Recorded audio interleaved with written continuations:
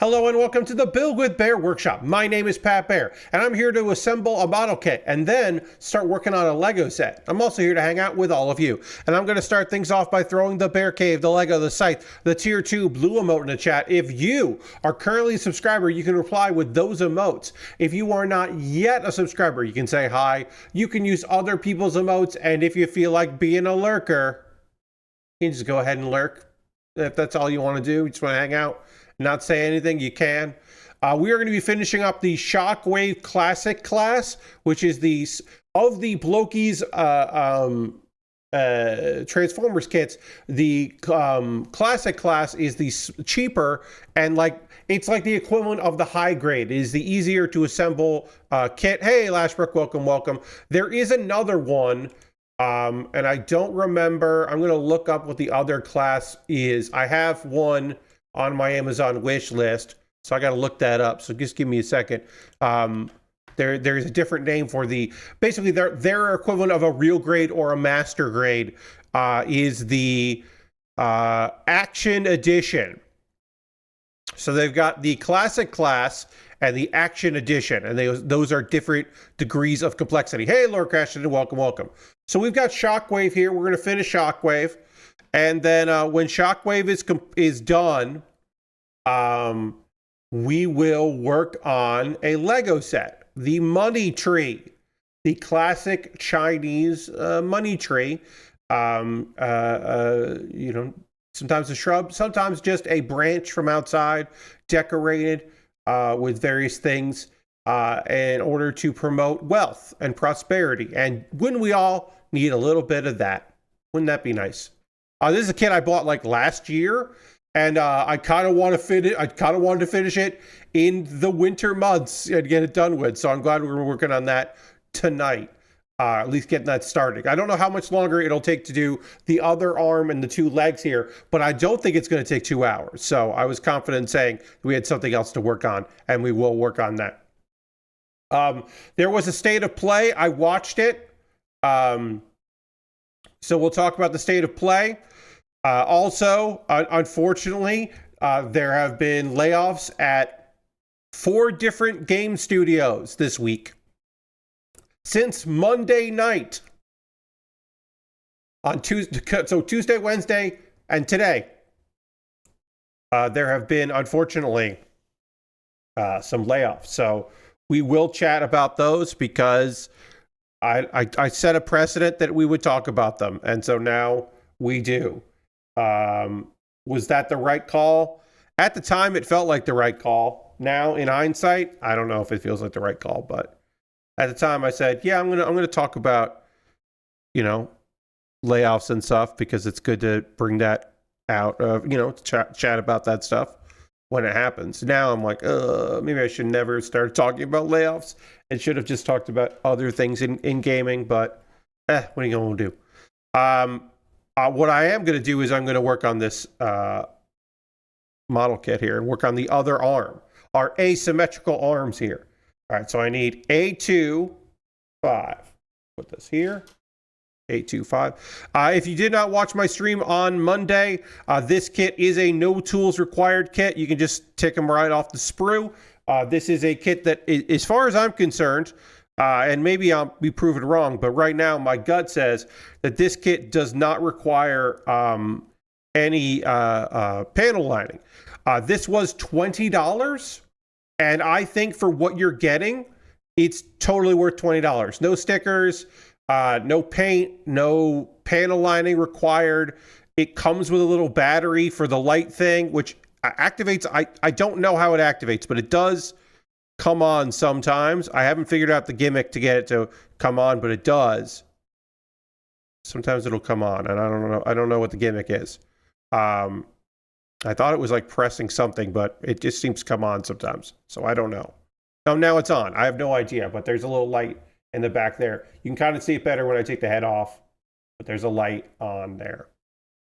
But for $20, my only complaint about this kit, literally the only one I have, is I wish the instruction booklet, I like that it's all in color. That's nice, but I wish this was bigger. I think this is too small of an instruction booklet. And so that is literally the only complaint I have about this entire process. So I would say that's pretty good. If my only complaint is about the manual, I think that is.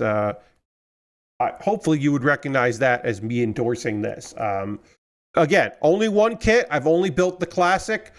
Does the action, which is double the price for Transformers, is that worth it? Getting to double the price? I don't know, because I haven't built one. I would like to. It is on my Amazon wish list. It is something I will consider picking up for myself at some point, probably, just to see, because I kind of want to know, like I would like to know if the $40 version is worth it or not. But I will say that the pieces all feel nice. They look really good. Everything looks really good. They all come together pretty easily. It did include that little battery for the little light, which I think is a nice touch, an unexpected touch. I thought that would have been an additional purchase of some kind. You supply your own watch battery and install it, but nope. They were like, no, yeah, just do it. Yeah. This got to go on. Is this the wrong piece? No. This is A22. And that goes on like this. Oh, this is the wrong piece. This go on this side. No. Wait, now what am I doing wrong? A22 is that, and then that's A110 is this piece here. Okay, yeah, so that goes on this side. All right. And that goes like this. And then I need B. This is this piece here. Yeah. Now, I said, oh, it goes on nice and easy. I haven't had any problems. And then I'm like desperately trying to figure out what I'm doing wrong with this piece here and why this piece isn't going together.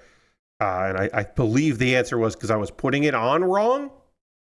It was a user error, which is, I don't want to say it's every time it's user error, but most of the time, with me anyway, when something just isn't working right, what I need to do is breathe, slow down a little bit, and then suddenly it all works. And I'm like, oh, yeah, all right. That was just me not getting it. That is often the case. Not exclusively, not always, but often the case. If I'm running into a problem, it's because I'm not understanding the manual properly and I'm not doing what they want me to do.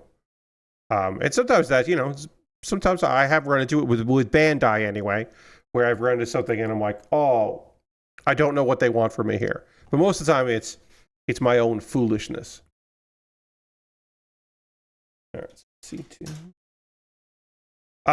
Let's talk about the Sony State of Play. I think that is a good time to talk about this. This is that happened today.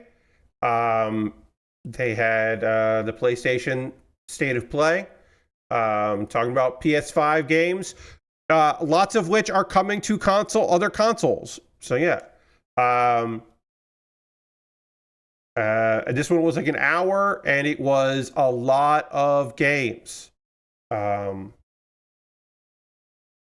Kena Scars of Cosmora, which is a sequel to Kena Bridge of Spirits. Now, I did not play the first Kena game. I don't have any real connection with that. But I do know from people chatting, from some chatter, that some people liked the concepts, but maybe didn't love the execution of the first game. So that sounds like, them getting another shot at the game. That's good. Hopefully they've learned from it, and it is another chance at excellence, that kind of thing. So here's hoping. But it looked neat. Ghost of Yotei Legends is Lord Crash says, I think people didn't expect the first game to be hard and challenging based on its look. Yeah, that can happen, and maybe they'll know what to expect this time, or maybe they'll make, the company will decide to make some changes. We don't know, but we will We will find out, certainly. All right, so this is going to go like this. And then this goes... Oops. This falls out of my hands. Sucker Punch is making a co-op multiplayer side story to Ghosts of Yote called Legends. There are 4-player classes working together, and it looks like it is raids, and it's coming out in March. This feels like a let's use the stages we have, let's use some of the art, let's use the team to make something so we don't have, so we have something else. I'm all for that. I hope this does well for them. It also could be something where they saw the popularity of like the Elden Ring side stuff and was like, oh, we could at least try that. We could probably do that. So, here's hoping. Death Stranding 2 on the Beach is the PC trailer. Death Stranding 2 going to the PC. They did multiplayer with the first game, says Lord Crashington. I did not know that, Lord Crashington. So there you go. This is them just repeating what they've already done, but with their new game. Okay, there you go. Did not know they did that the first time. So yeah, that's on me. Didn't know that. All right, I need D113, and then some C2s have to go together over here. We'll do, oops. Oh no, I'm starting a trailer. No, I don't want to start a trailer.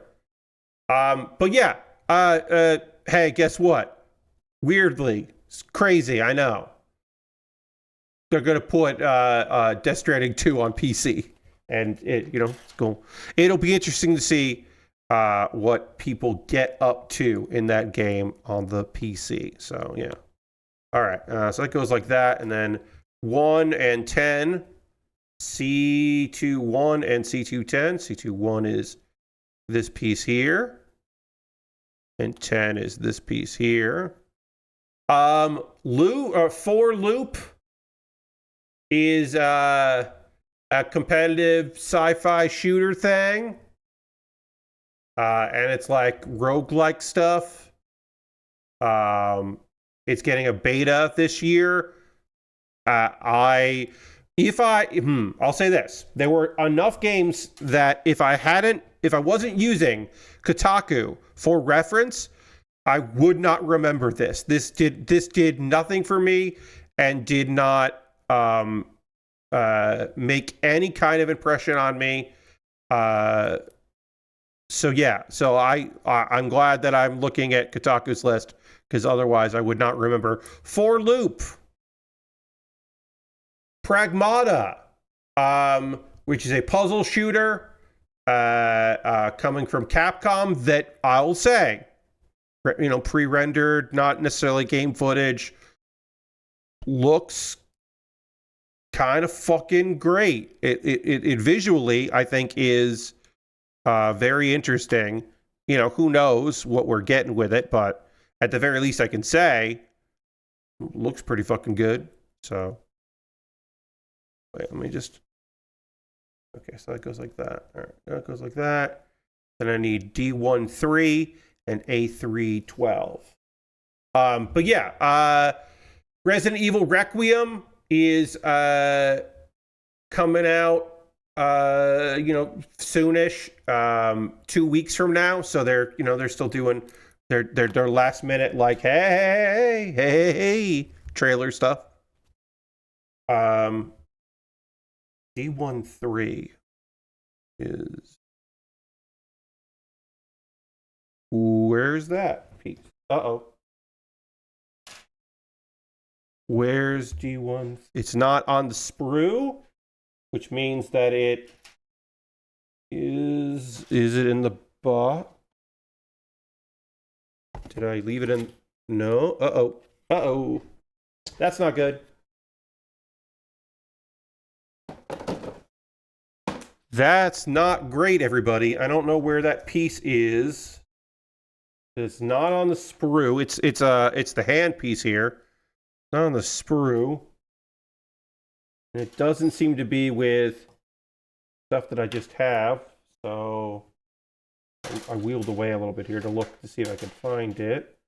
That's not good. All right, now I got to hunt for a missing piece.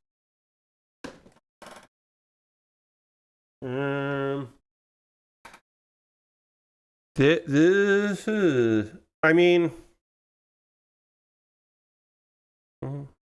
that's not good. I mean, I wonder if I can put this together without it. Yeah, it says Lord Crashington, which is fair. This is the arm that doesn't need a hand, so yeah, all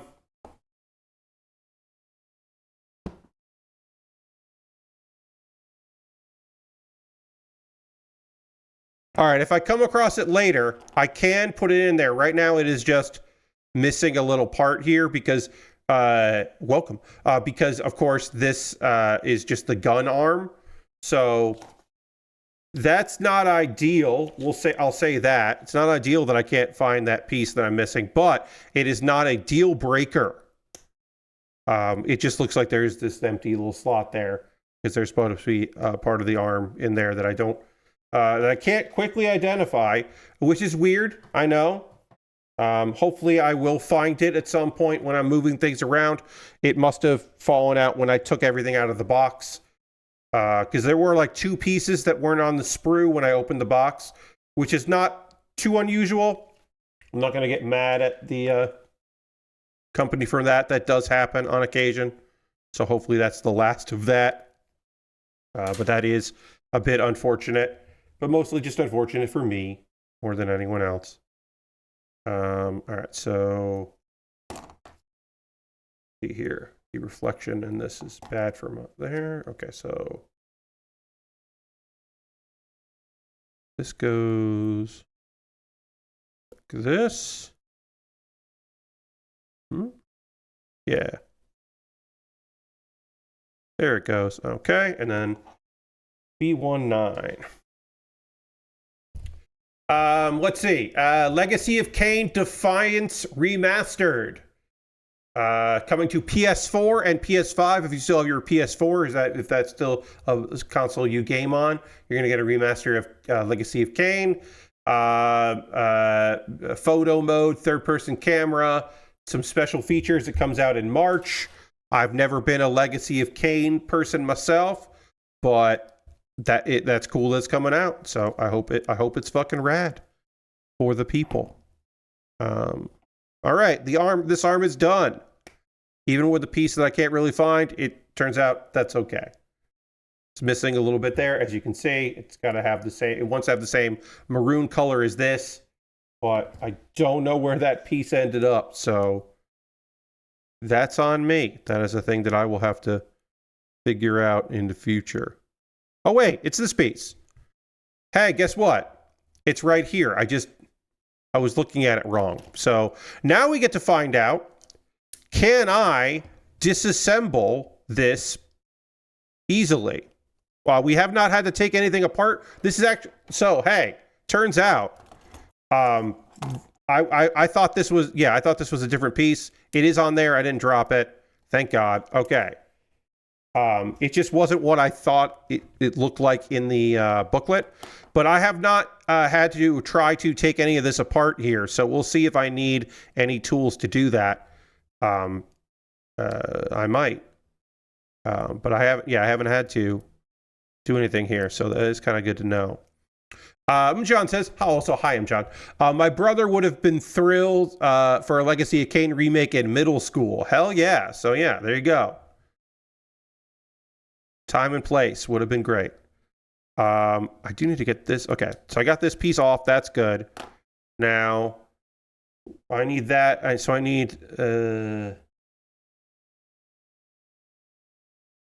which piece does it need to come off? One of these two needs to come off here.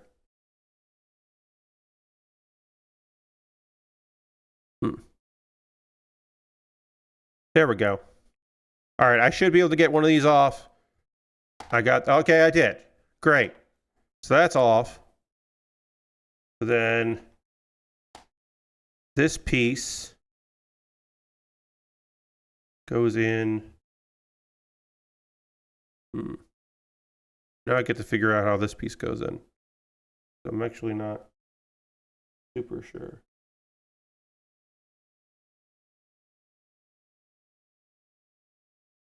I know it goes in like that, but does it go like that?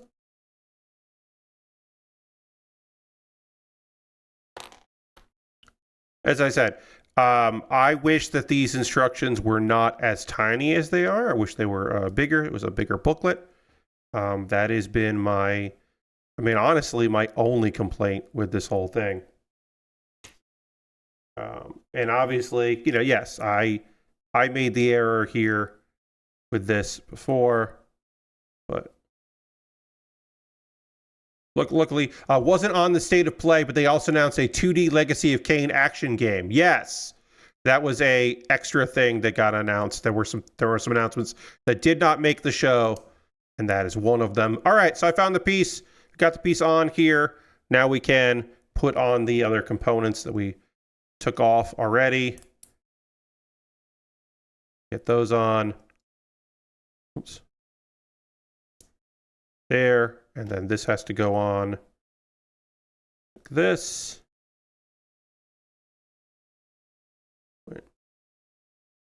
Very funny when I'm like, I already did this once. Why is this being weird? No, I'm not talking to you, Siri. I didn't want to talk to you. Get out of here.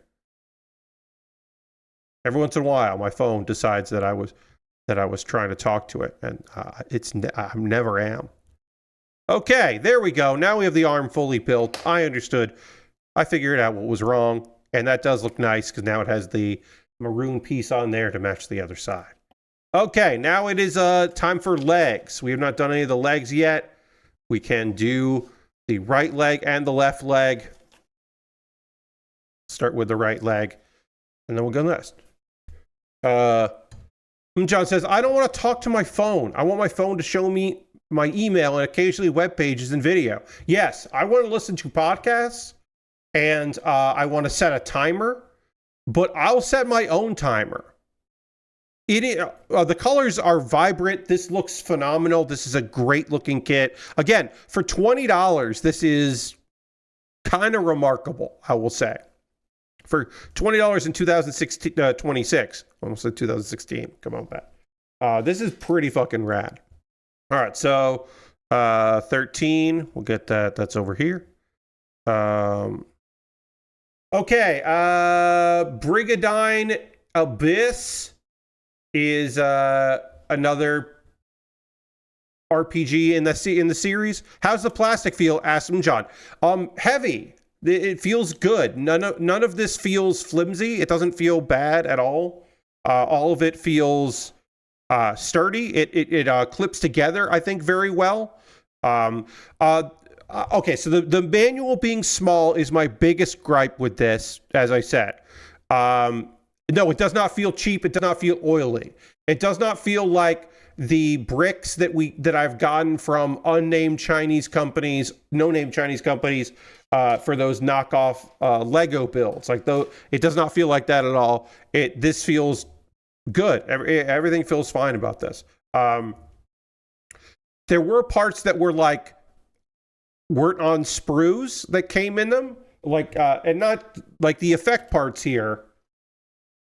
These didn't have any sprues. They were just in the box in a bag. And then stuff like this was just in a bag. And I didn't like that. I wish that these were all on sprues.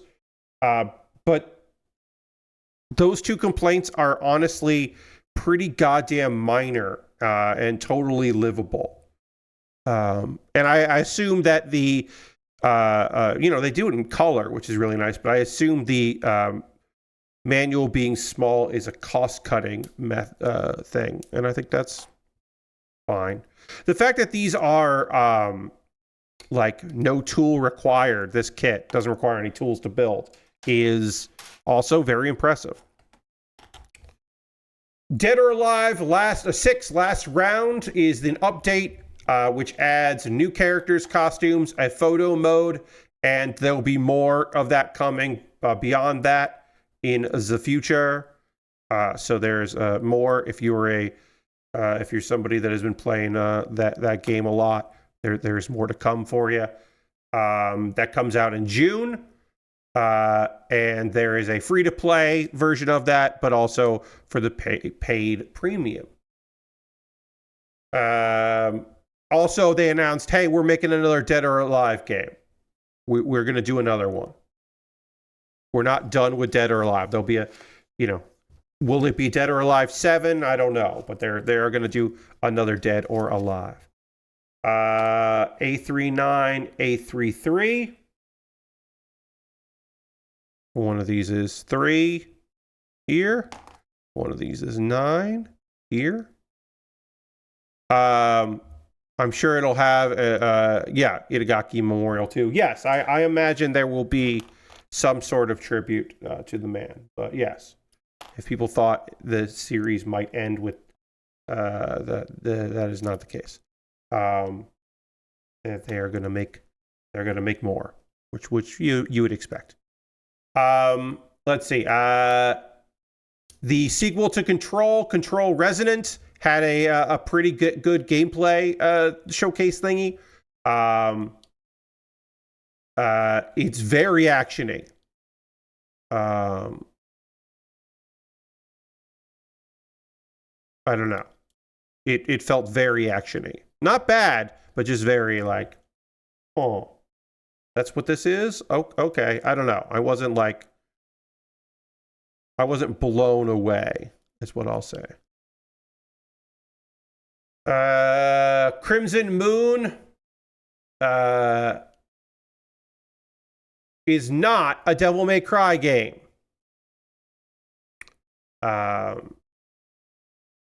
It looked like it might be. The trailer made several people start talking about that as if that's what it was.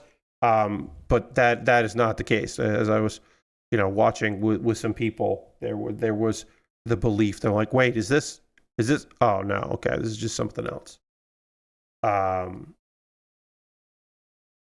Beast of Reincarnation, Game Freak. Hey, Game Freak makes games that aren't Pokemon games, okay? They don't make a lot of them, and there was a period of time where they didn't make any, but they do make them. And they're making Beast of Reincarnation, with the RPG, coming out in August. Looked all right.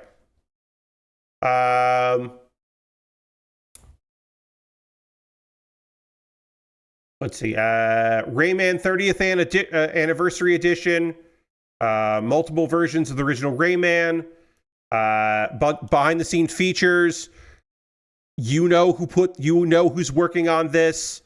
Digitally comes out tomorrow. Physical copies coming on June 26th. Let me read what one Chris Kohler wrote on this. Hold on. Chris Kohler says, surprise, our next game is out tomorrow. We're celebrating the landmark release of the original Rayman with some surprising new features. Really excited for you to see what the team's done with this one. I'm already seeing eagle-eyed Rayman fans pointing out something interesting about some of the gameplay footage in this trailer. Since it's not specifically called out in today's announcement, I'll wait until the game is out to talk about it. Fortunately, that's tomorrow. So something's going on in there. We'll know more tomorrow about that. Also, the Video Game History Foundation did supply, apparently, some stuff, including maybe a game that previously wasn't available to play, sounds like, is going to be in there. Thanks to Video Game History Foundation. But at the very least, also some, they backported the Rabbids into it. Yeah, no, I don't believe that's the case, Lashbrook.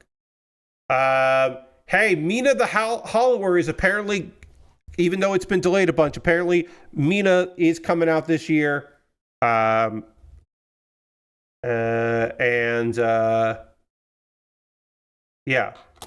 there was a demo. It looks good. Neva Prologue is the prequel to Neva, and that's coming out in a couple days. here. If you are interested in that's coming out. Yahoo Shinobi Ops, or Yako Shinobi Ops, is a stealth action game. It's co-op. It's coming out next year. You know what? Hey, sure. Let's talk about games that are coming out in 2027. I think that's fine. I don't know. That looked pretty dope. It trailers well, you know. Project Windless is just a big, cool chicken man that is based on The Bird That Drinks Tears, which is a Korean fantasy series.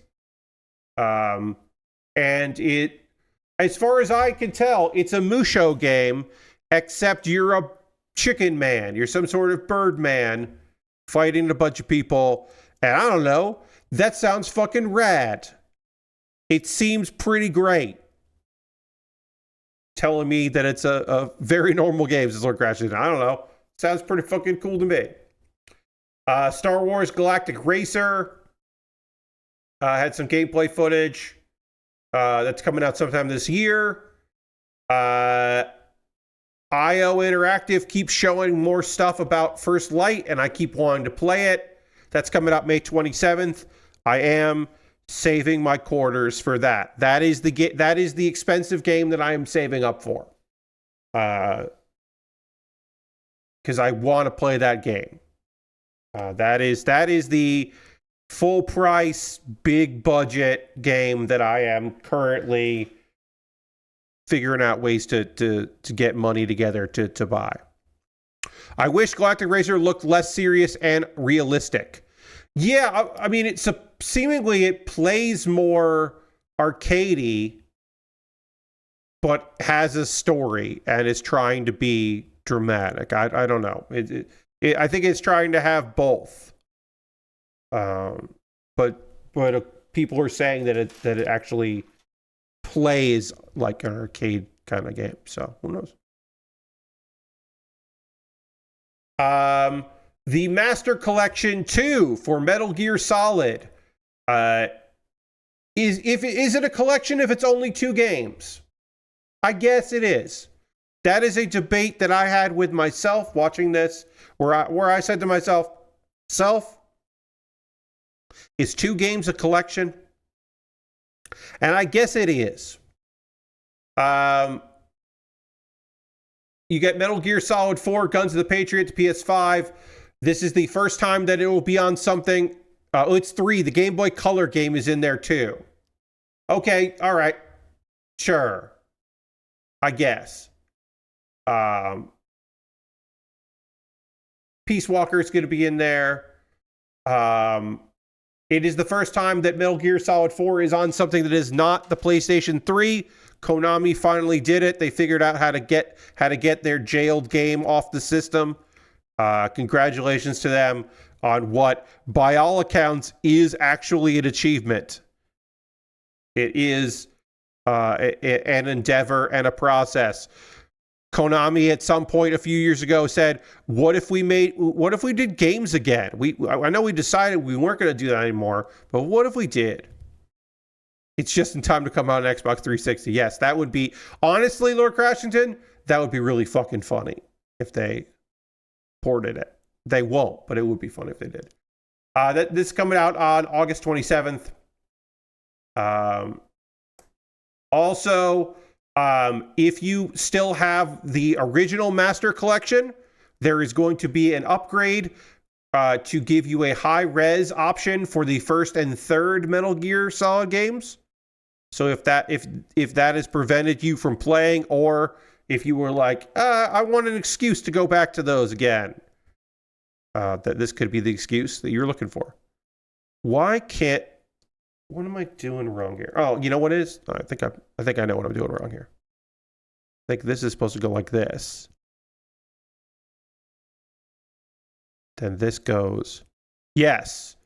The reason why this wasn't working is because I did this. To be fair, I know a lot of people, myself included, excited for the Game Boy Color game in there. Yeah, I guess so, John. Yeah. I wasn't trying to belittle people. To me, two main console games does not make a collection. I just feel like that's, like, I don't know. I just don't feel like that's enough myself to have two old games and a third smaller game. I've been listening to the old Hotspot podcast, says Lord Crashington, and their assumption is that it's coming to Xbox 360, hits hard 20 years later. Yeah. I mean, people didn't understand, right? Like, the understanding of why some things wouldn't port well was because there were people who were trying to take advantage of the cell and building games for the cell processor, and then ran into a lot of fucking problems. And also, if you have an exclusive, you're not thinking about doing the port the whole time, right? So it makes sense. I mean, obviously it's a bummer it took this long, but yeah. Darwin's Paradox is a puzzle platformer with an octopus. It's not Octodad. Octodad is not back, but it is an octopus doing some puzzle platforming, and that's good. That's good for the industry is a fucking nightmare. The industry is a goddamn nightmare, but it does speak to a semi-healthy industry if people are making video games with octopuses as the lead character. That is a positive. That is something to be excited about if we're at that stage. Castlevania Belmont's Curse is a 2D Castlevania game, which is the first 2D Castlevania game since 2008. Evil Empire and Motion Twin are working on it.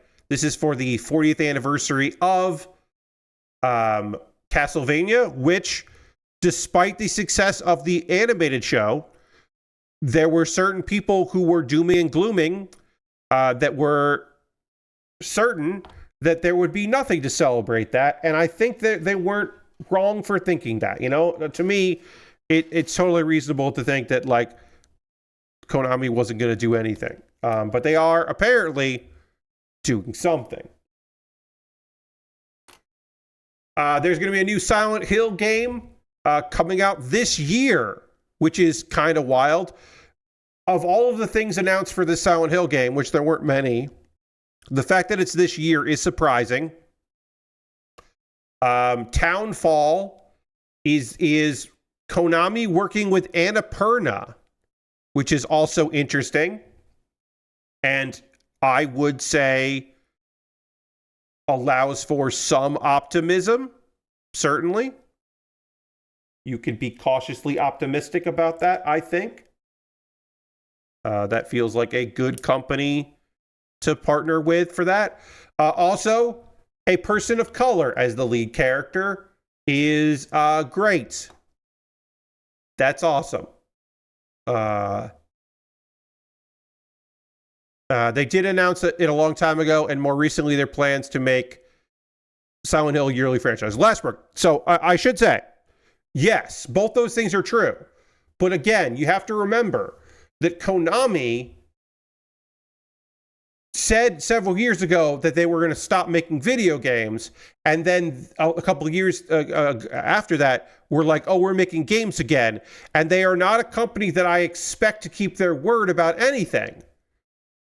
Because they've also canceled they have canceled definitely two, maybe three Silent Hill games over the past like 10 years or so. So I'm like, about any of this. The fact that we saw any of this, the fact that it is going to be actually yearly, because they didn't say, oh, because we're going to partner with an outside production house to make this happen. They didn't say that a few years ago, as far as I know. Maybe they did, and I missed that, but I don't believe they did say that before. So that's why it was like, sure you are. And now it's like, oh, okay, yeah, you are. All right, good. Rev Noir is an RPG. It's a JRPG. It was just a teaser. I don't have anything to say about that. I have already seen clips of one of the biggest John Wick fans that I know, well, not personally know, but I know of. Koseki Bijou of Hololive English Advent. Bibu. Bibu loves John Wick. Bibu loves John Wick so much that she named her cat John Cat. And then also, when she got a second cat, she named the second cat Cat Wick. She loves John Wick, and John Wick is in a video game, and that dude looks like Keanu Reeves, and he's beating some shit out of some people, and it looked good. Looked pretty good, I'm going to say. That looked fun. That looked like a fun action game. I am cautiously optimistic about a John Wick video game because I have been hurt before. All right, we got one last leg to build, so let's get that leg together, and then we can say au revoir. Marathon is coming out, man. There's another preview weekend at the end of this month, and then the game. They're doing a preview weekend like the weekend before the game, like a week before the game comes out, which I think is interesting. I don't want to say like weird. I think that's an interesting choice. So, yeah, good luck to him. But I do think that is an interesting decision to make, to be like, yeah, we're just gonna let you check it out before, like a week ahead of time. Big Walk is coming to PlayStation Plus. This year, when it comes to PS5 this year. Saros doesn't do anything for me. It really is.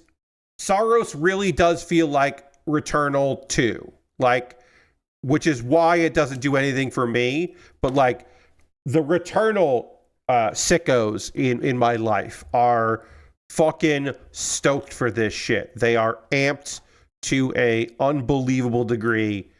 They are ready for this shit. I'm not interested, but I'm happy for them. Fighting Souls. Hey, Magic's gonna be in the fucking game. Magic with a K. She's great. Got a sword. I like her a lot.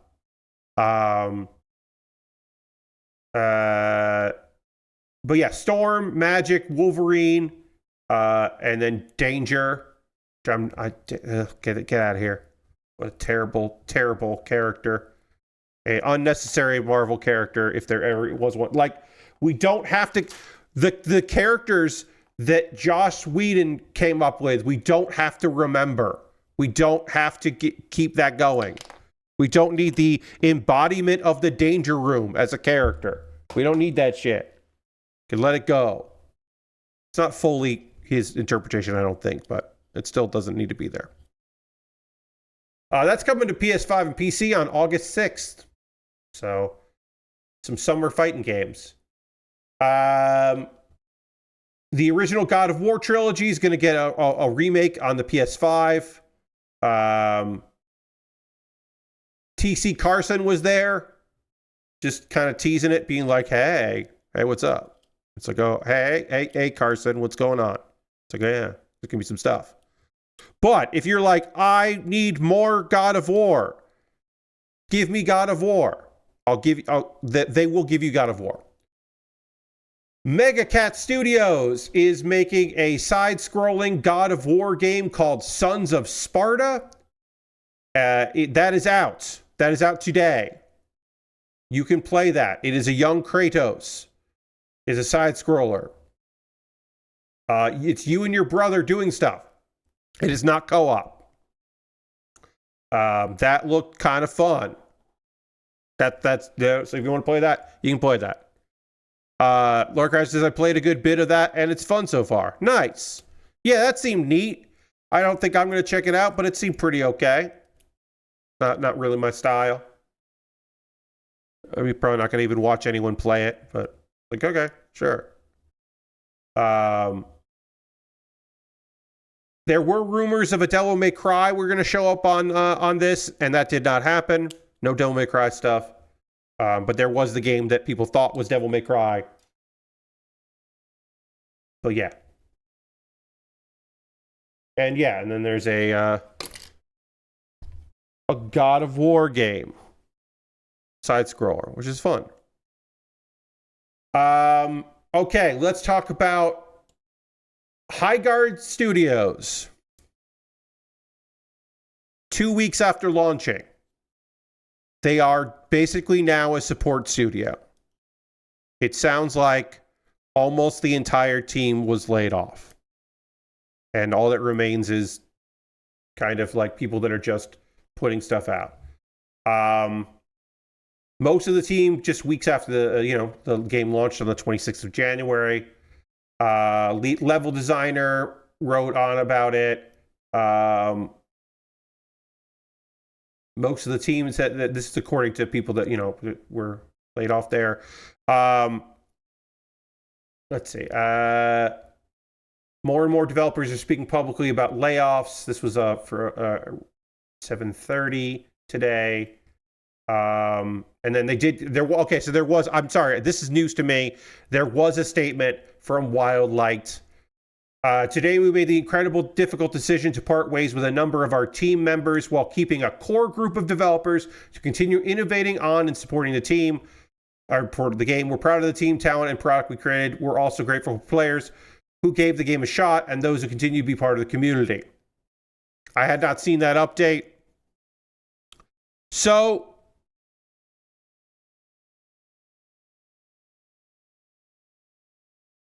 this was the plan then, right?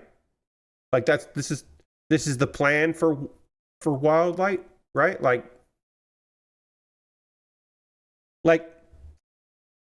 it's been 2 weeks.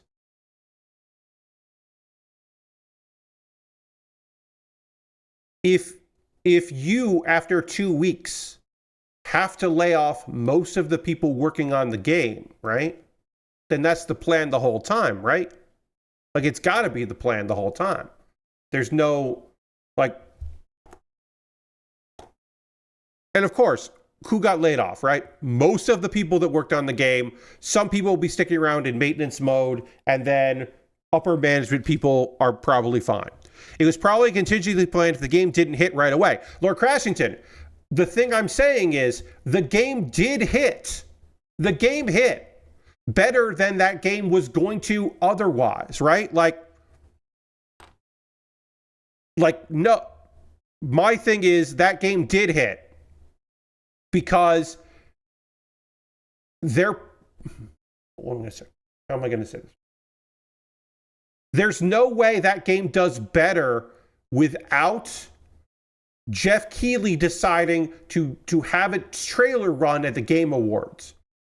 There's no way this game does better than the exposure they got without planning on it, right? And that decision got made, maybe it got made in September or October, right? Maybe it didn't get made till December. What I'm saying is, there's no way the game would have hit better than with the free publicity that it got. And that wasn't enough to sustain it for 2 weeks without laying people off. I'm saying that's the plan all along.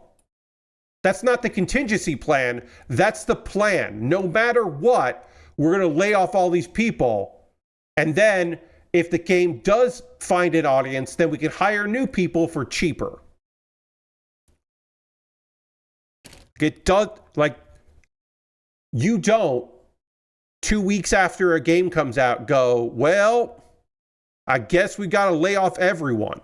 Like, your freak out reaction is to lay off some people. You lay off some people that are like, oh, well, these are the people that spin up new stuff. We don't need to worry about new stuff for a while. You don't lay off most of your staff 2 weeks after a game comes out.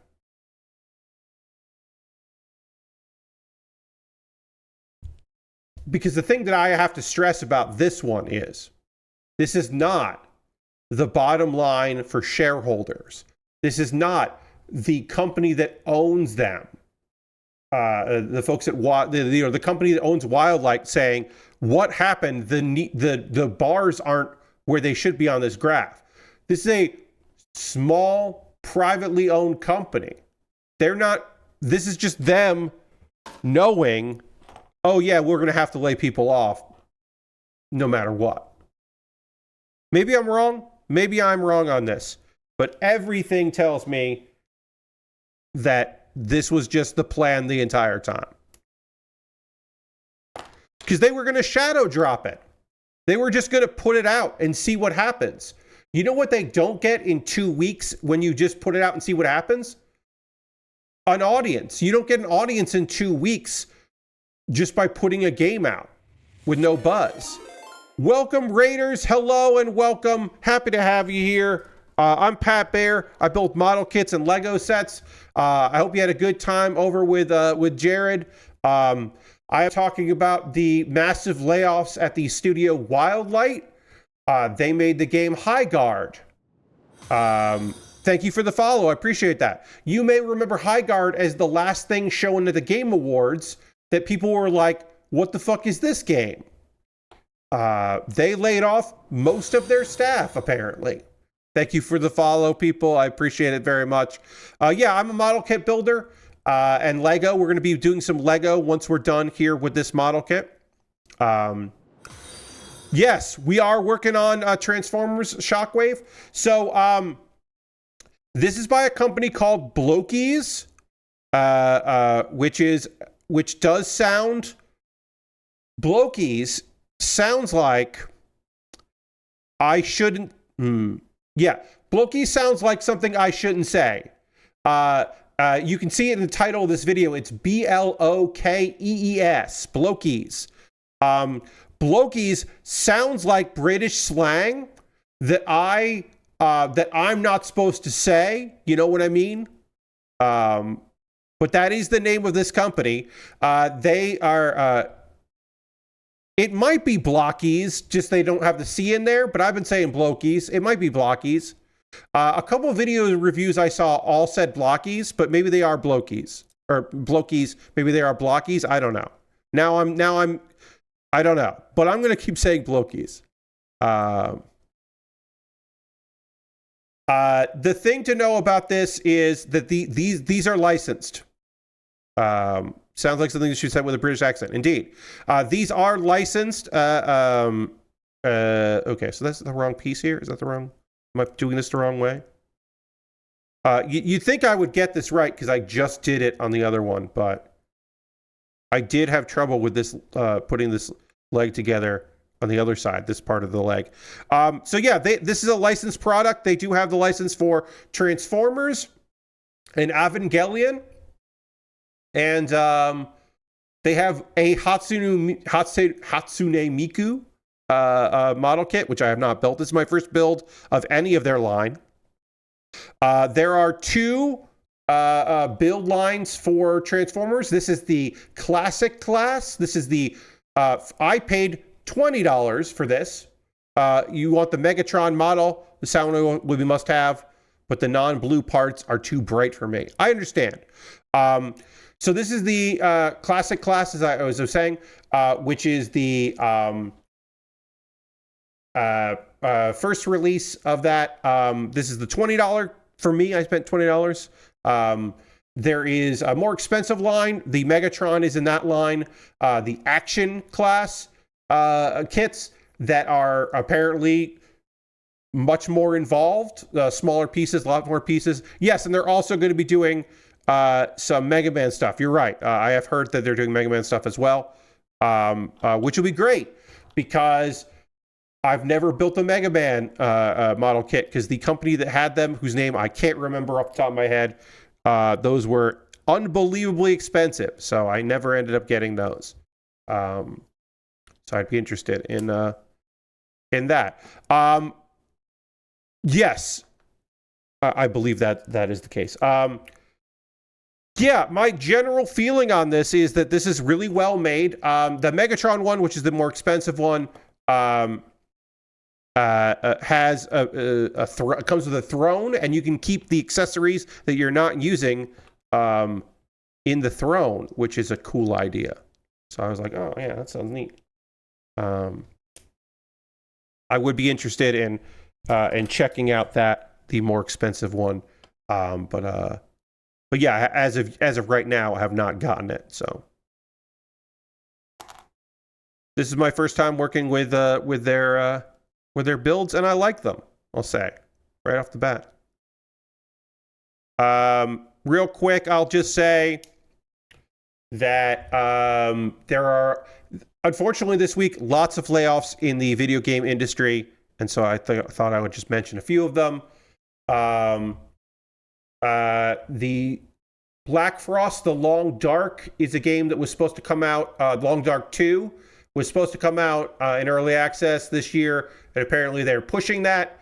So Hinterland says that they're not. It's going to slip till next year, and they are letting go of 10 full-time developers and 4 contractors. So yeah, 14 people. Basically was not ready to go in early access, so they're just going to do a skeleton crew for a while and pick at it while they're doing other things. So do you ever have any of the Rockman, Mega Man armor stuff? No, never worked on any of that. No.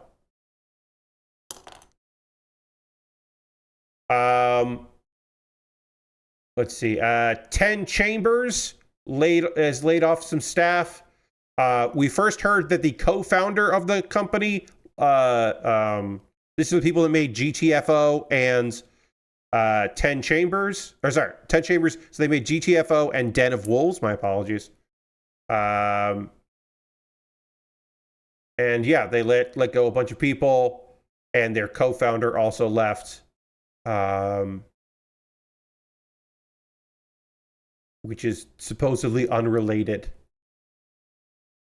And then finally, I'm sorry. Yes, we already talked about Hinterland. So it wasn't 4 stories, it was 3 stories. But that's still a lot. My apologies. I was pulling from multiple sources and didn't realize that 2 sources were reporting this on the same story. My apologies. All right. Now all I have to do is figure out where these effects parts go. Is that it? Oh, the effects parts go on. This is a cool, yeah, okay. So it comes with the stand, and then the effects parts go on the stand, which is kind of cool. I believe the Starscream comes with flames, and this just comes with, like, I don't know, like Energon, raw Energon, I guess. You want to call it? Just something to make it look cool.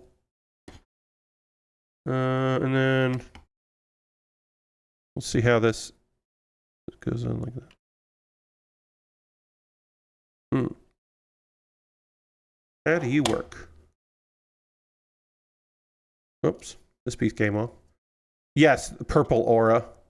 That is a way to look at it. There you go. Is this on wrong? Is that one? No, okay. Now I just have to figure out how to get these how these sit in the pegs here. Or maybe I'll do...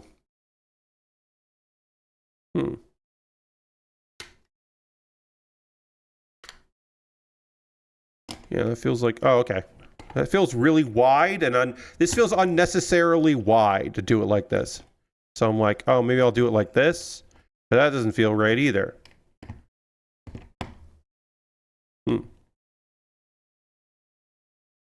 Yeah, I guess that feels okay. Or I guess I'll just do, like, just do it on one here. But if I try to do it on both, it feels like I'm stretching this out too far. So I guess I'll just have it only planted on one. Yeah, that doesn't feel great, I'll say. But as far as build go, I really enjoyed this. It feels a little simplistic, but it doesn't need anything. We'll just put it down like this for a second. It doesn't need markers. There's no markers on this. No stickers required. It just does what it's supposed to do, which is great.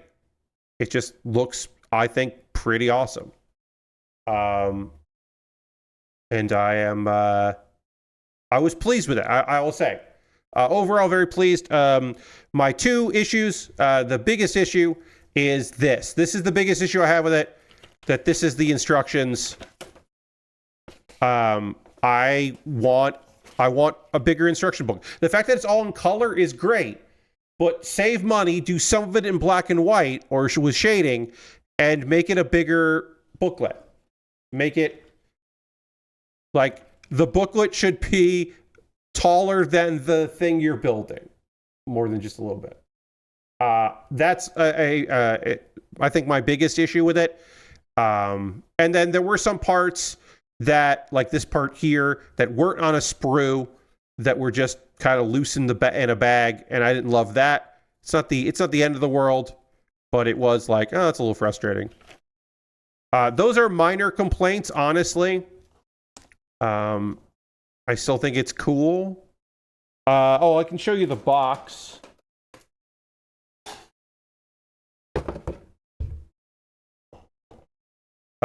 Here's the box. I think the box is fantastic.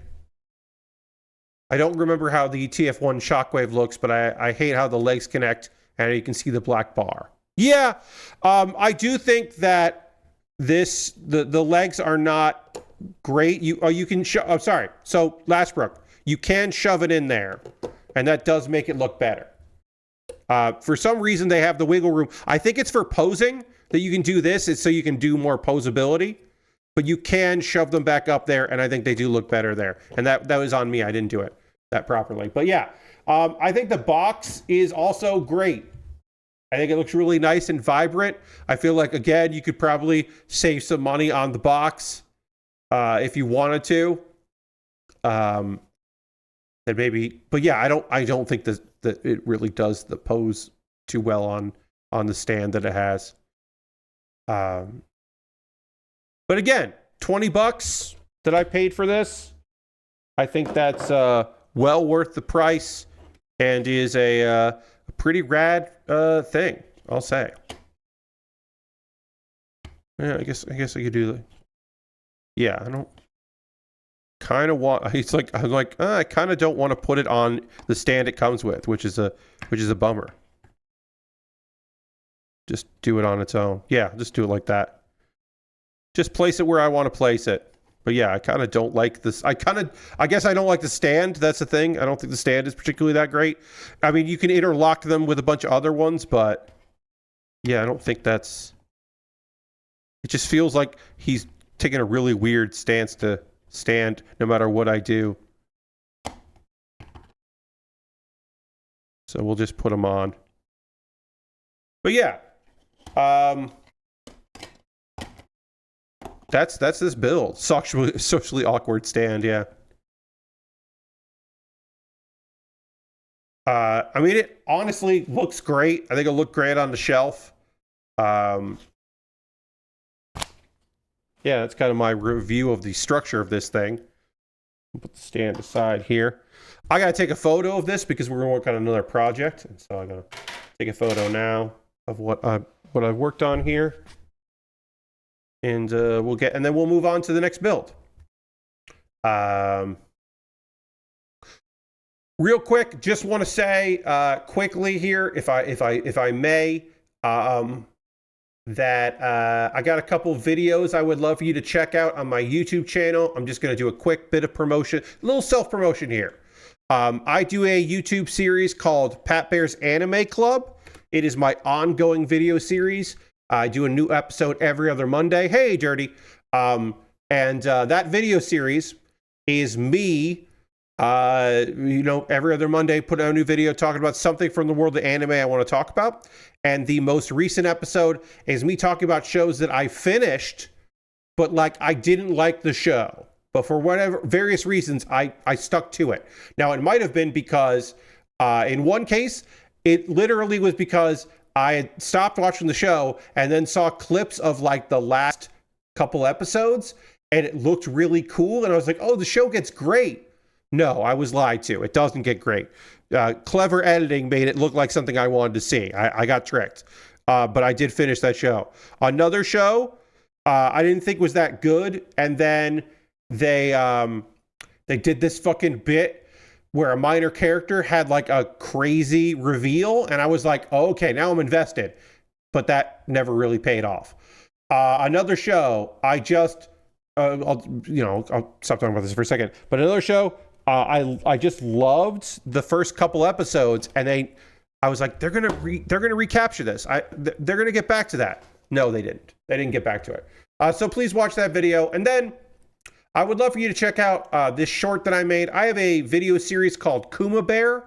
As you may be aware, my last name is Baer, B-A-E-R, and I have a video series called Kuma Baer. So that's just Bear. Those are YouTube shorts, and they are a series where I talk about a new theme every month.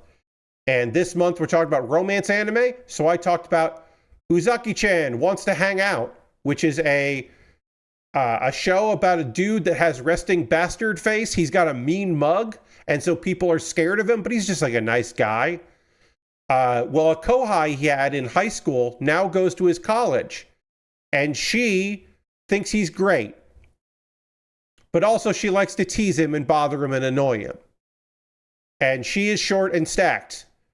And it is, John says, I'm very familiar with resting bastard face.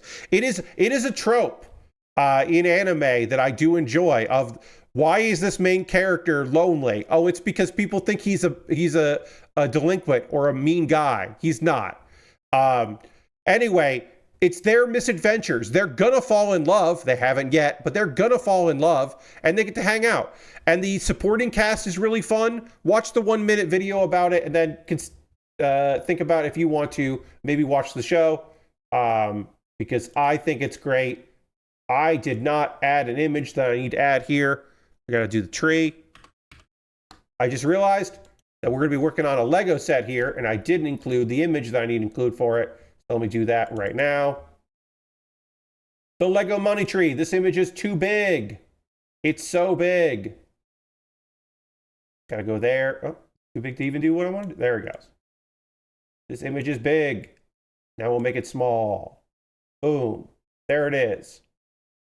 And now we can get rid of the Shockwave image. And then we move this so alerts go over it. There we go. It's the Lego money tree. This is the next thing we're working on. The tradition in China, there's also in Malaysia as well, of taking a branch or shrub into the house and putting it in a pot, and then filling that with rice, decorating it, and then it's a sign of good luck. And will hopefully bring prosperity to you and yours. So we will assemble the Lego money tree. We got many boxes here, or many bags, I should say. Got an instruction booklet. Let's see, we've got number 1, and then 2, 3, 4. We've got one piece that is not in a bag. We'll put this together. And I am excited to work on this. And so the first step is to knoll. We're going to take this and we are going to knoll and separate the pieces by color. And then we will just make sure that I've gotten every piece out there, because I have made that mistake before. Put that in trash. So I'm just going to separate this by color. I'm going to roll up my sleeves here. It's cold in this room, so I'm wearing a hoodie. I'm going to separate by color just to make things easier to sort. Also, sometimes to save room, I'll do something like this. So I can take these pieces here and kind of go like that. And it just takes up less room and it's easier to find things. I I don't know why these bags are the size they are. This will be pretty easy to get through all this, but whatever. Lego has their methods. I'm not trying to question Lego. They know what they're doing at this point. They know better than me how this is all going to work out. I am going to skip doing my anime review of episodes. I will get to that in the future. So Saturday, look for that. We'll probably do a catch-up. We'll talk about a lot of anime. So I'm going to skip that tonight because we have a bunch of guests. We got rated, so we have a bunch of people here. They don't need to hear about episodes 5 and 6 of an anime. So I thought instead what I could do is just kind of give an overview of some of the stuff that I am watching right now. Because I am compiling things for the next episode of Pat Bear's Anime Club. So let's see, get any chart loaded up in here. We'll sort by title. Yeah. Because the next Pat Bear's Anime Club is me doing my recommendations for stuff that I've been enjoying this anime season. And if you have shows that you've been really liking, you can always mention that in the chat. So I'll just kind of go through here. I am still enjoying a Gentle Noble's Vacation recommendation of the two. So this season, there are 3, count them, 3 BL Isekai. That's wild. First of all, having 3 boys love shows on in the same season and not queer baiting, like actually like, no, these are gay stories. To have 3 of them at the same season is wild. One of them I'm not watching because it is a short that is on Ocean Vale. And Ocean Vale is pricey, and I don't need that for a short. I don't need that for that. That one also seemed a little weird, so I'm not watching that one. Gentle Noble's Vacation recommendation is kind of the somewhat classic story of this is just a world with all hot guys, and then we're going to see what's up. But as a guy hanging out with other hot guys doing things, it is a good one of those. Okay, so immediately I'm concerned because I don't have what? This is weird. All right, so I opened up bag 1 and immediately I am concerned because I do not see these parts. I see these. How is that possible? Is this not bag 1? Did I open up the wrong bag? Oh! They fucking got me, everybody. There are 2 bags labeled number 1. Jesus Christ, gave me a fucking heart attack. There are also 2 bags with number 4. I was like, how can I be missing pieces? Lego doesn't pull that shit. They have 2.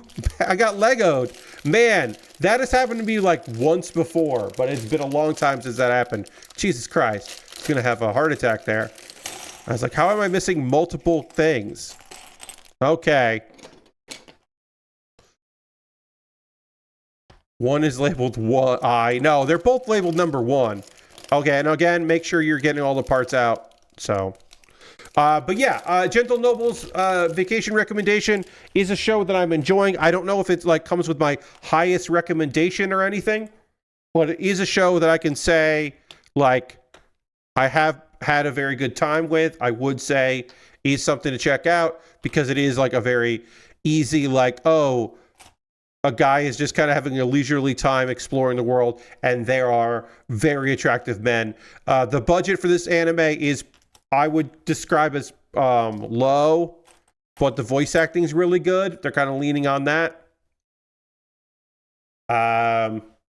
Let's see. I started watching an Adventurer's Daily Grind at age 29. But then was informed that there is a weird twist in this show that sucks ass. And I was like, okay. And so I stopped watching it, and I'm glad I did. I won't reveal it in case you are, spoilers and all that.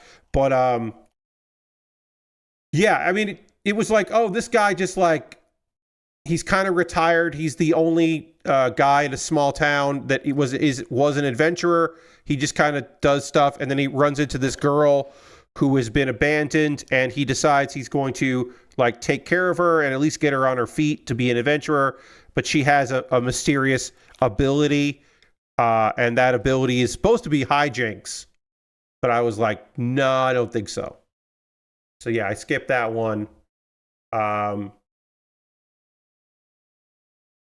am not watching Anyway, I'm Falling in Love with You Season 2, but I want to talk about it right now because I need any excuse possible to talk about this series. This is based on the manga, and the manga came out in 2020, I believe. Maybe it came out 2021. Anyway, the premise of Anyway, I'm Falling in Love with You is that there are a bunch of guys that all have a crush on this one girl, and she's trying to deal with that because she's just trying to have like a great time in high school, and all of this attention is weird and she doesn't know how to deal with it. But that's not the crazy part, because that's very basic, right? The thing is that this story begins in season 1 with her dealing with the fact that no one can come to her birthday party because of a mysterious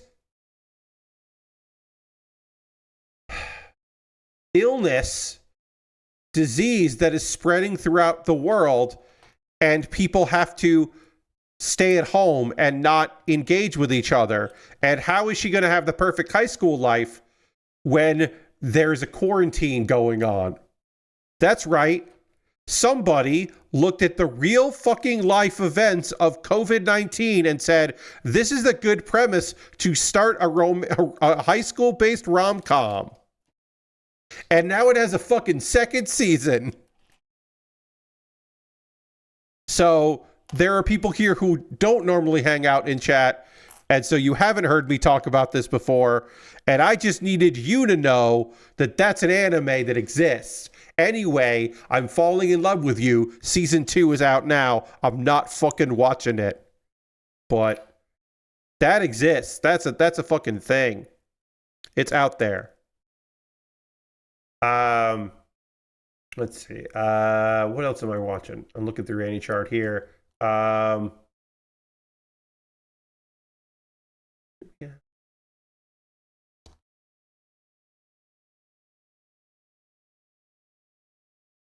I'm just scrolling to see.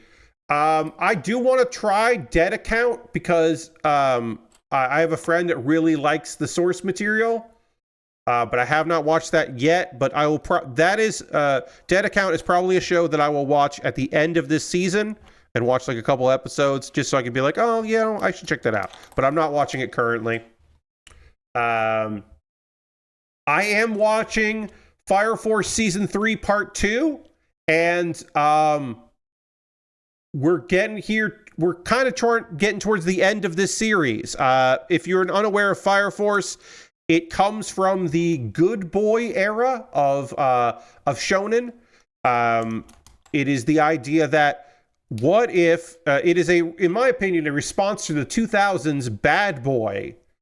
You know, your 90s 2000s kind of like, what if the main character was like a tortured soul or kind of an asshole with a heart of gold? What if we just got rid of that and just made a good boy? You know. And Shinra also has an evil looking face that people are freaked out by. And he's had a hard time, but he's just trying to be a good dude. And things have gone off the rails for him. It feels rushed. This season feels very rushed. I'm glad that we're getting a third season because I didn't think we would. But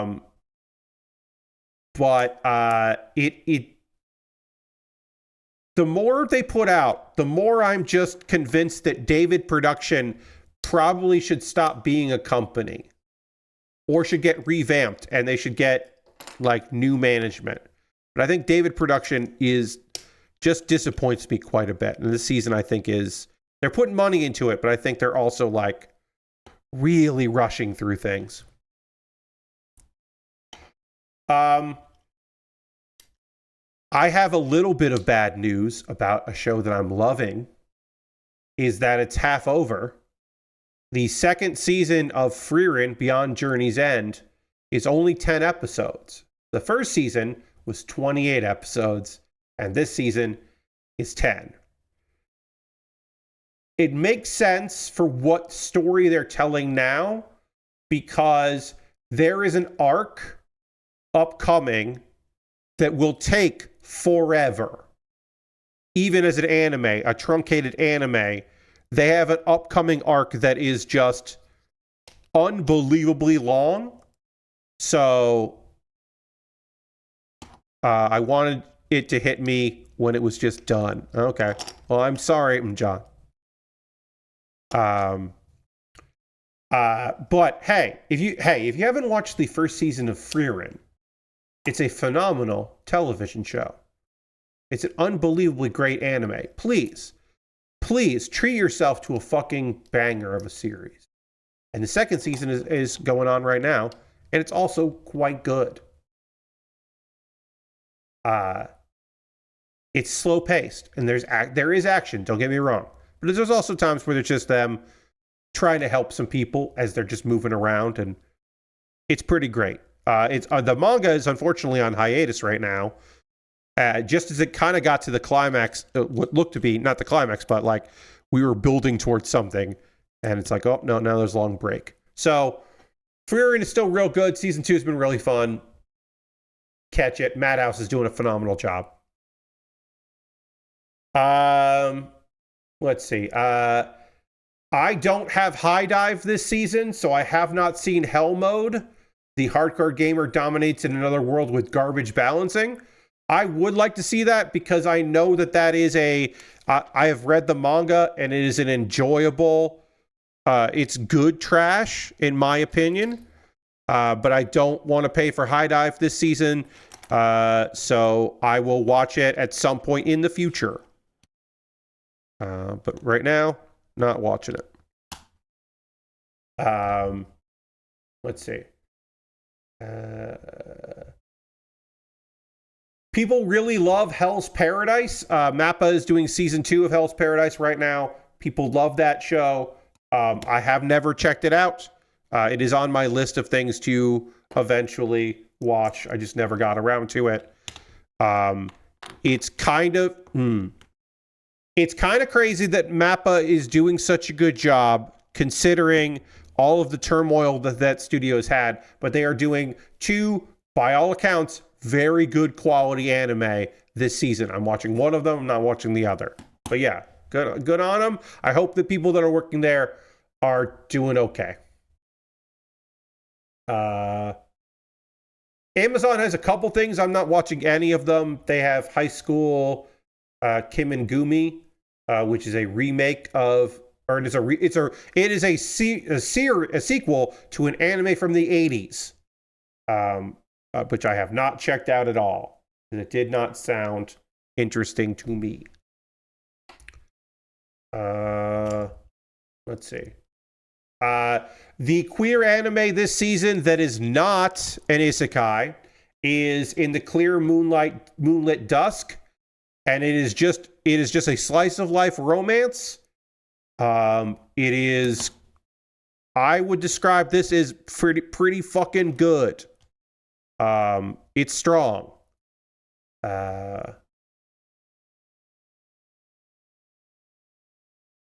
Because it's not a queer romance. That's the thing about In Clear Moonlit Dusk. How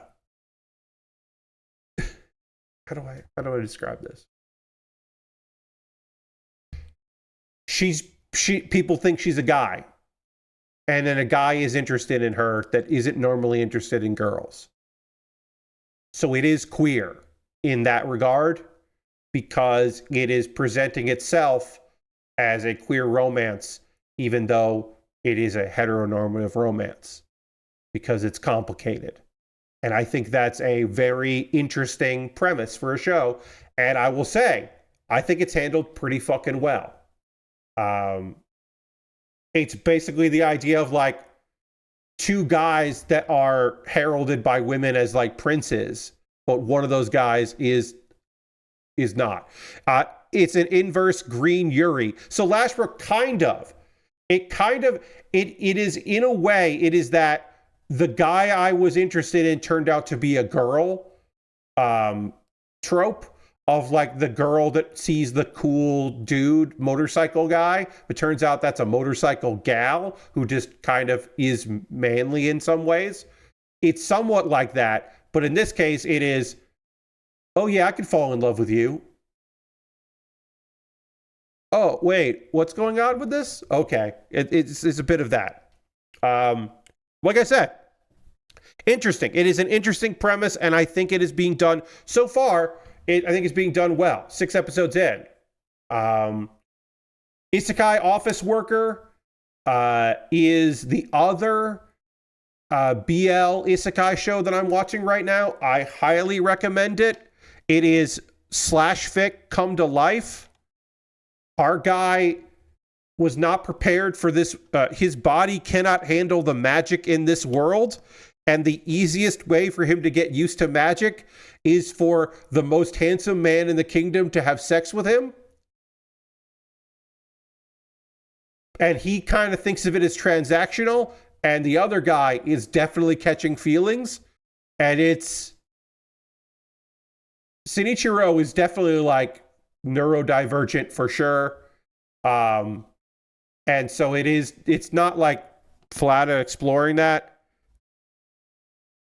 It's just wild that it exists to me. The whole idea that this anime exists, because it is very much like, it feels so much like a fan fiction premise of like, oh, well, we need to, like, oh, well, there's only one bed in this hotel room kind of a thing. I think it's good. There's other stuff. This last episode I thought was really strong. And there's a bunch of good shit coming out of it. But it is a premise that makes me go, oh yeah? Okay. Sure. But it's good. It's good shit. Let's see. I have heard phenomenal things about Journal with Witch, and I have not brought myself to watch it yet. I would like to watch Journal with Witch about a woman that has pretty much removed herself from all family, but then when there is when her sister and her brother-in-law pass away unexpectedly, she becomes a guardian of a 15-year-old, and they are both trying to just live together and maybe become a found family. And it sounds phenomenal, and it is reviewing very well with people. Journal with Witch is something that I just have not started yet, but I will watch it. I can't tell you when I will watch it, but I will watch it. All right, then I gotta do, this has to go higher than that. Building our pot here. Jujutsu Kaisen Season 3, The Culling Game Part 1 is the other MAPPA anime that I have been watching this season, and it is fucked in the best way possible. It looks goddamn gorgeous. I'm real into it. Yeah, I don't have much to say about it. It fucking rules, but goddamn. Sometimes fucked up shit happens in that show, and that's the point. Let's see. Are there any other anime recommendations I can give you? I'm not watching My Hero Academia Vigilantes Season 2. I didn't like Season 1 of Vigilantes. I know some people love that shit. It just never really hit me. But that is out. So if you finished off My Hero Academia and you're missing My Hero Academia and you were thinking, damn, it would be cool to like fall into something else. You know, Vigilantes might do it for you. It never did it for me, but that is out right now. Let's see. I dropped that show. Let's see. People are really fucking digging Sentenced to Be a Hero, and I just can't get into it. I tried with the manga. I've tried with the anime. I think I'm just not in a grim, dark mood, and it's really grim, dark. The premise, I'll give it that the premise is interesting. There is something very interesting and unique about, hey, being able to like be reborn and being considered a hero is a punishment for some sort of grave incident that you took part in, and you should not be stoked if people are calling you a hero. There's something interesting about that, and the idea that goddesses are man-made as tools and weapons, and there's a lot about it that seems cool, but it just feels very grim, dark in a way that I'm just not super into myself. What else am I watching? The fantasy, but not an isekai, BL that is out this season is The Daily Life of a Part-Time Torturer. That one does feel like it is actually queer baiting and not an actual queer series. But also that is a slideshow anime. That is a limited animation series. It looked like fucking ass. I watched half of one episode and went, actually, fuck this. I'm not watching the Darwin Incident. I'll never watch the Darwin Incident.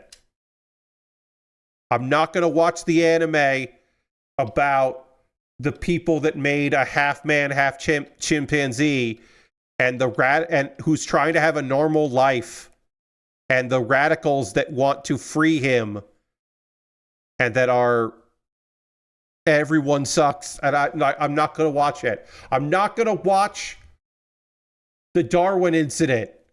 How did that fucking get made as an anime?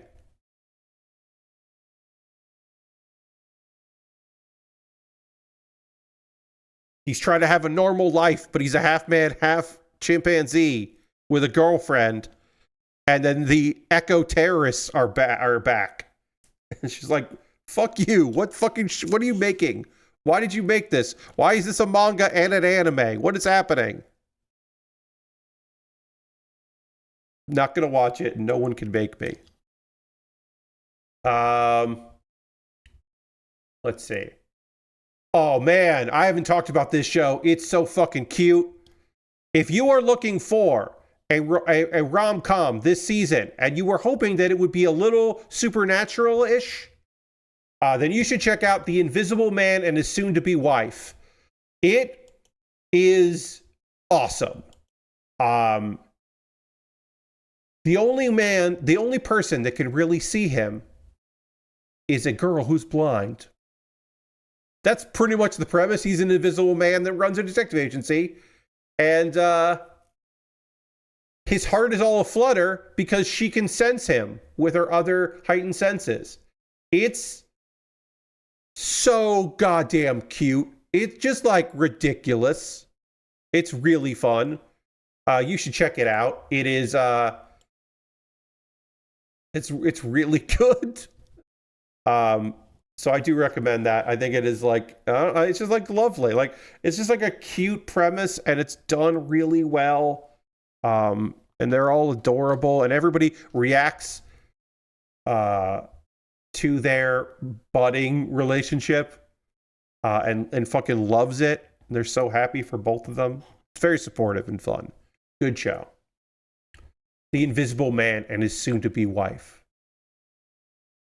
Let's see. I'm not watching Trigun Stargaze, the sequel to Trigun Stampede. Millie being in it is not enough for me to give this a go. I just hate how it looks. Hi. I'm 45 years old. Trigun is one of my favorite series of all time. That's not my Vash, the Stampede. And it's okay that that's not my Vash. It's other people's Vash.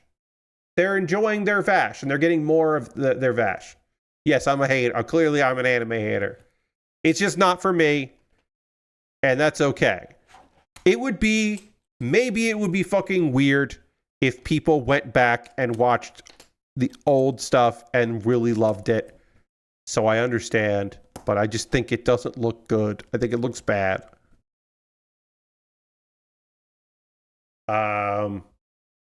I have not watched any of Wash It All Away. That is something that I would like to check out.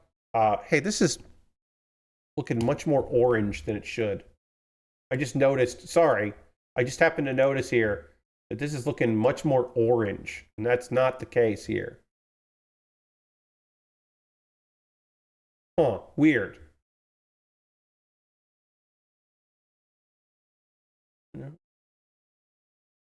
That's weird.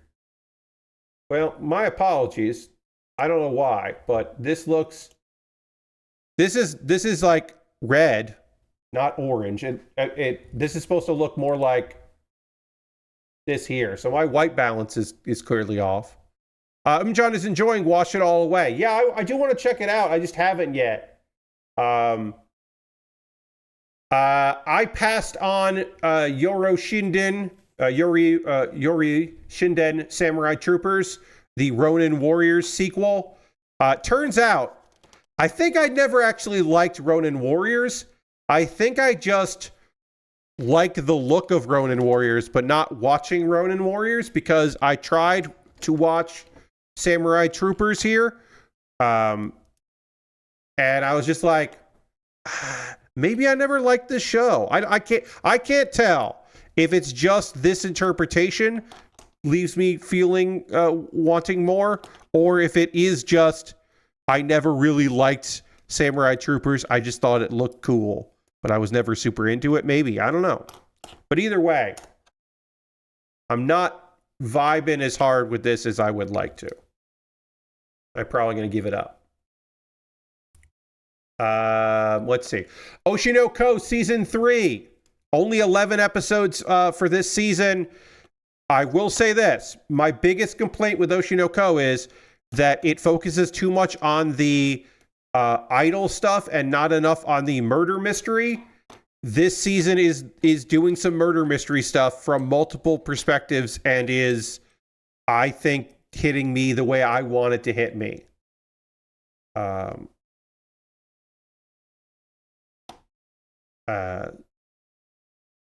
So I am enjoying the investigation stuff and the larger issues that it presents. So I am liking that. Let's see, and there's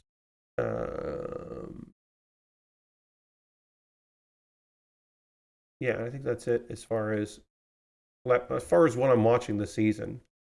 Oh, that's right. I gotta go into the. There is more I'm watching, but it's categorized as OVAs because Annie Chart, which I think is a fantastic resource. If a show is on Japanese television, is considered a TV show.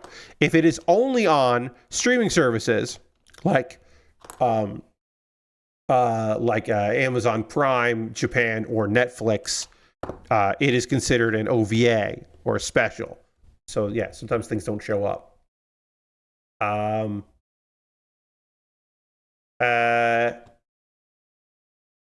So yeah,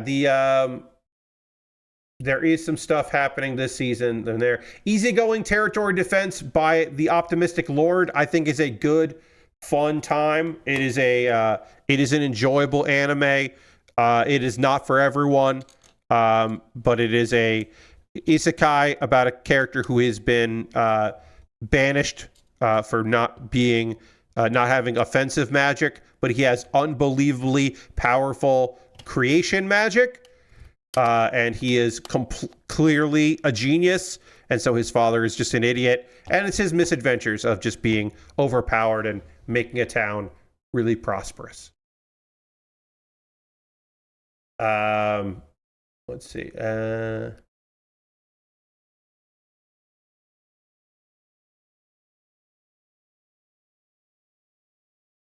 What else am I watching here? Oh yeah, did that get an air date? No, it's airing in March. Okay. Just quickly scrolling. Almost done here with bag 1, and then we can get to bag 2. Let's see. I need 4 of these. It looks like we're doing all of these here. This is just to, like, the dirt or rice or whatever you're putting at the bottom of this. This is just to kind of give that impression, I guess. Here is what we're doing. We'll do what they want us to do here.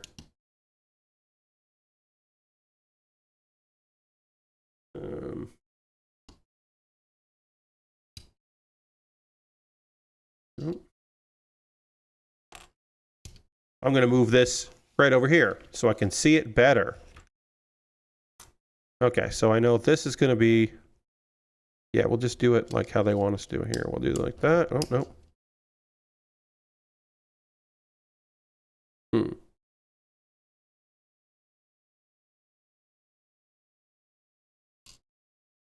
Very, very fun. There we go. Okay, so those 2 pieces go like that. I understand that.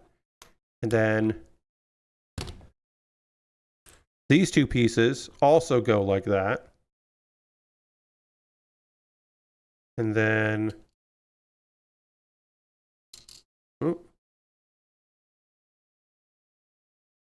this piece goes next to it. Like that.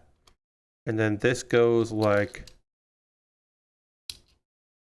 this goes like that. There we go. And then this goes like that. Great. I did what they want me to do. Got a couple extra pieces.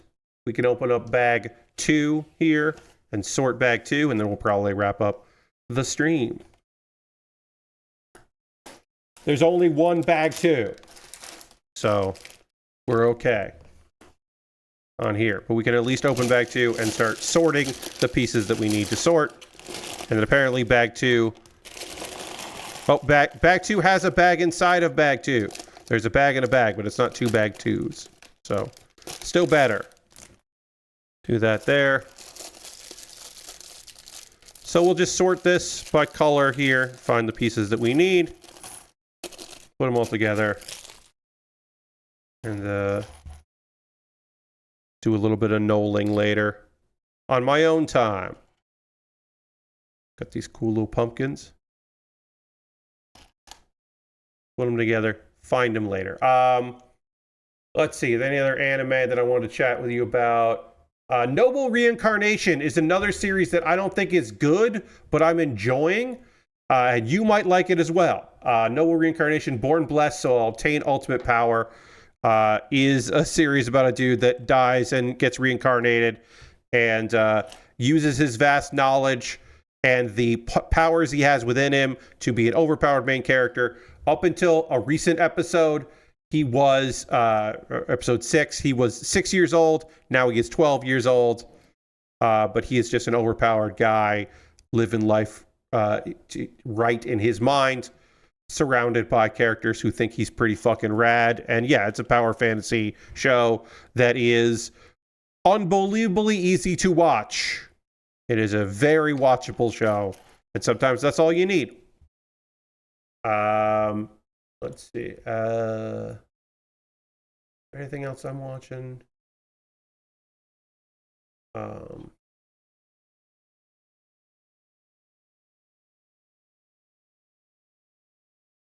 Timon's B-side is something that people have recommended that I have not checked out yet.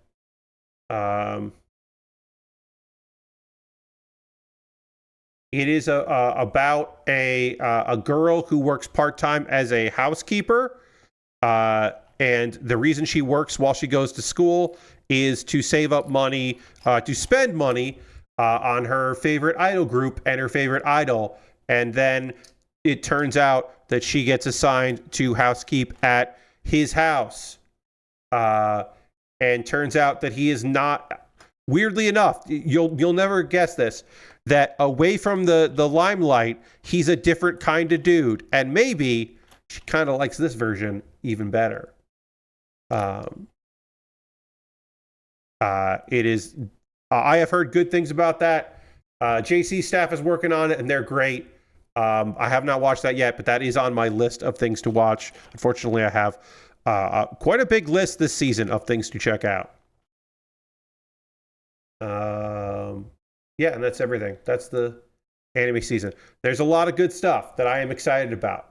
But not, like I said, we'll get to everything at some point. Okay. Here. Just doing some knolling, just separating some pieces. I'll organize it all properly for myself to make it easier for me to find it when the time comes. But yeah, I might finish this on Saturday. It's totally possible. I will have bags 2, 3, and 2 bags of 4. It's possible I finish this on Saturday during the stream, but it might end up being a Monday stream. I don't know. Let's see. But yeah, we'll be doing more Lego building on Saturday. Everything else going on with me. Not really that much. Thank you, everybody that came by on Tuesday's stream. For folks that hung out on Tuesday for my Pokemon randomizer run for Heart Gold. I had not done that randomizer run since August, apparently, of last year. I didn't realize it had been that long. It was long overdue. Did we get a lot done? No, but it was still good to do.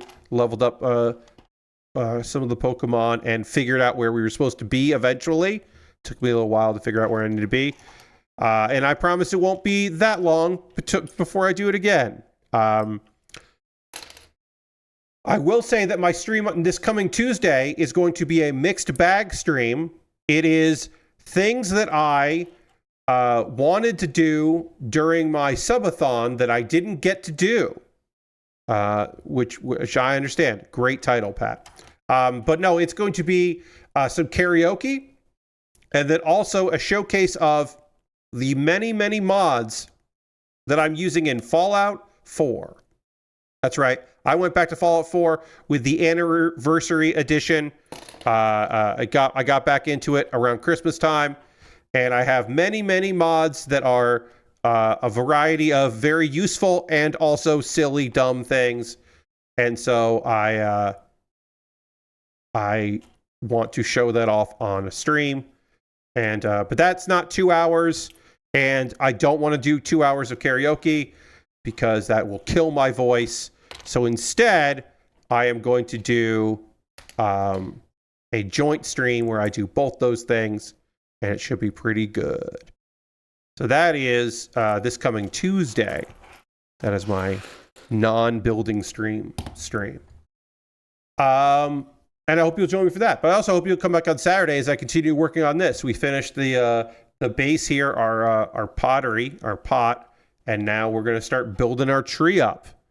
Got a lot of browns, and then the bottom layer of our, these are not supposed to be pumpkins, but they're definitely pumpkins. But we'll get all to that. We'll get into all of that in the future. Whoops, I dropped the pumpkin. Now I get to find the other two. There were 4 of them. I got to find them. But that's a problem for future Pat in a couple minutes. What's going to happen right now, folks, is we're going to go on a raid, much like we got raided today, which fucking ruled. Thank you so much for that. And thank you for everybody that decided to stick around. I appreciate you very much. We are also going to go find someone doing cool stuff out there that we want to go spend some time with. As Mjan says, we always end with a raid. So we're going to go find somebody out there to go hang out with. Who should we go and raid? Let's see. How long Has this person been streaming? Let's see. Loading. They have been going for 2 hours. They're probably going to wrap up, so we're not going to go raid them because they don't stream for that long. Let's go hang out with P2. My friend P2 will be going for longer. It's already been 2 hours, but they stream long. P2 is online. P2 is playing Cult of the Lamb. And so we're going to go hang out with P2. I hope you will join me for this raid. I hope you will consider coming back on Saturday for more Lego and some anime talk and video game talk and hanging out. Thank you very much. Feel free to come along on this. Thanks for being here. Hit the follow button if you came in from the raid and you haven't followed me already, so you know when I go live next. I appreciate you very much for spending some time on me here on a Thursday. I will see you on the next stream. Goodbye, everybody. Goodbye.